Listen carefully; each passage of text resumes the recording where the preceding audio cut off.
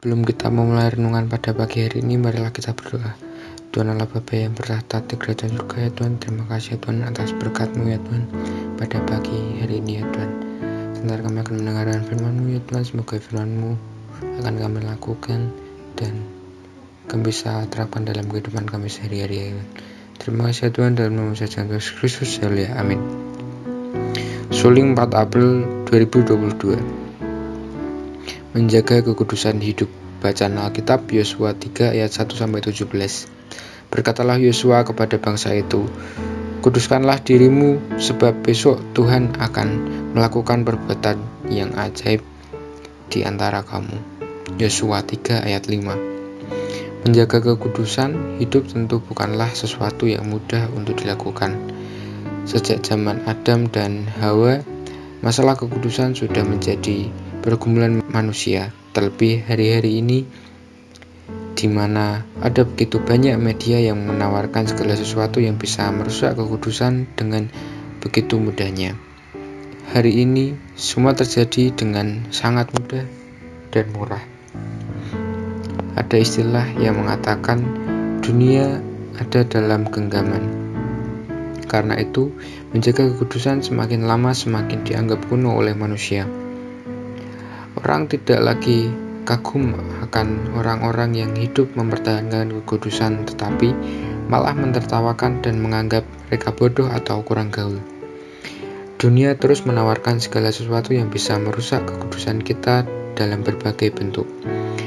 Apakah itu mengenai sesuatu yang berhubungan dengan hawa nafsu atau tidak menjaga mulut untuk tidak mengeluarkan kata-kata yang tidak pantas, umpatan, cacian, gosip, atau makian, semua itu siap mencemarkan hidup kita.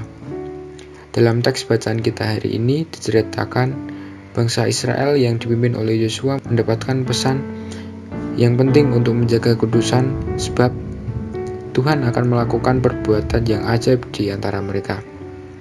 Di ayat 5 dikatakan bahwa kekudusan adalah kunci utama untuk melihat kekuasaan Tuhan.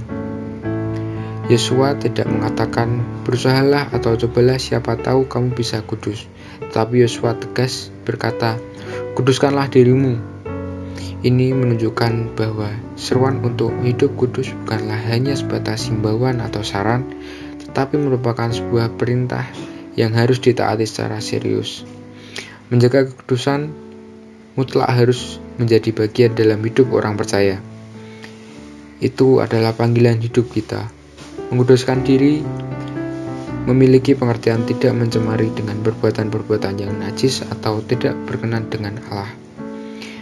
Menguduskan diri juga berbicara tentang hati atau keinginan yang selaras dengan kehendak Allah.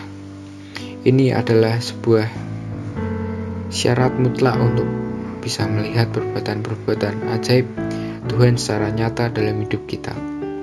Karena itu, marilah kita sama-sama menjaga kekudusan kemunian dan kekudusan hidup sampai akhir, agar semua yang dijanjikan Tuhan, baik di dunia hingga kekekalan nanti, tidak akan luput dari kita.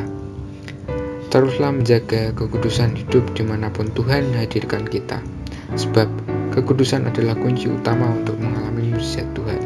Pokok doa, berdoa untuk pelayanan dan keluarga Pendeta Samuel dan Saudara Valentino, supaya senantiasa diberi hikmat, kesehatan, dan kekuatan oleh Tuhan. Sekian renungan pada pagi hari ini, Tuhan Yesus memberkati.